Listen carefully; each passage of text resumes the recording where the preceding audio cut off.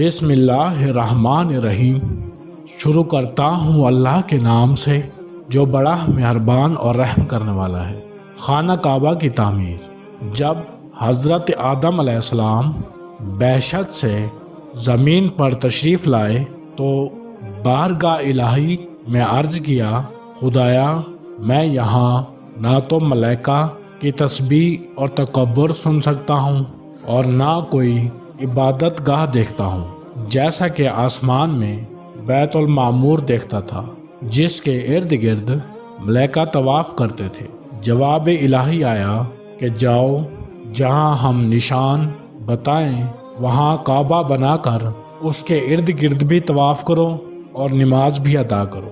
حضرت جبریل علیہ السلام ان کی رہبری کے لیے ان کے ساتھ چل پڑے، انہیں وہاں لائے جہاں سے زمین بنی تھی، یعنی جس جگہ پر جھاگ پیدا ہوا اور پھر وہی جھاگ پھیل کر پوری زمین بنی۔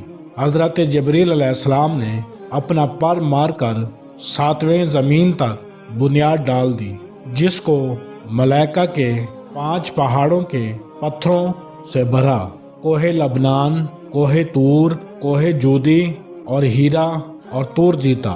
بنیاد بھر کر نشان کے لیے چاروں طرف کی دیواریں اٹھا دی۔ اس طرح آدم علیہ السلام نماز پڑھتے رہے اور اس کا طواف بھی کرتے رہے۔ طوفان نوحی تک کعبہ اسی حالت میں رہا۔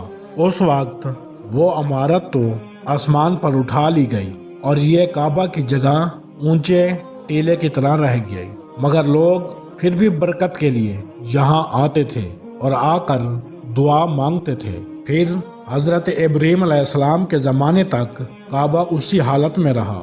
جب حضرت اسماعیل علیہ السلام اور ہاجرہ اس میدان میں آ کے ٹھہرے اور ان کی وجہ سے یہاں کچھ آبادی ہو گئی، تب حضرت ہاجرہ کے انتقال کے بعد حضرت ابراہیم علیہ السلام کو حکم ہوا کہ اسماعیل علیہ السلام کو ساتھ لے کر یہاں عمارت کعبہ بنائیں۔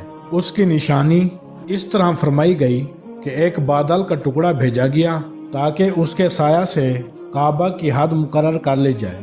حضرت جبریل علیہ السلام نے اس سایہ کی مقدار خط کھینچا اور حضرت ابراہیم علیہ السلام نے اس خط پر زمین یہاں تک کھودی کہ بنیاد آدم علیہ السلام نمودار ہو گئی اور اس بنیاد پر عمارت بنائی۔ اس کی بلندی 9 ہاتھ اور رکن اسود سے رکن شامی تک کی دیوار 33 ہاتھ اور رکن شامی سے رکن غربی تک کی دیوار 22 ہاتھ اور رکن غربی سے رکن یمانی تک 31 ہاتھ، رکن یمانی سے پھر رکن اسود تک 20 ہاتھ، لہذا اس وقت یہ کعبہ مستطیل کی شکل تھا۔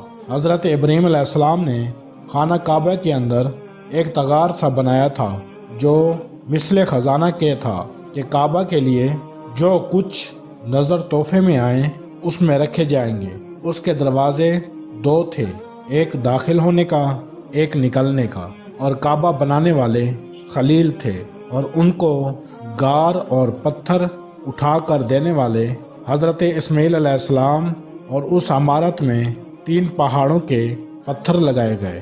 حضرت ابراہیم علیہ السلام سے پہلے کسی نے یہاں عمارت نہ بنائی تھی، مگر آپ کے بعد کئی دفعہ اس کی تعمیر و مرمت ہوئی اور اس میں حالات کی وجہ سے کچھ تبدیلیاں بھی ہوئیں۔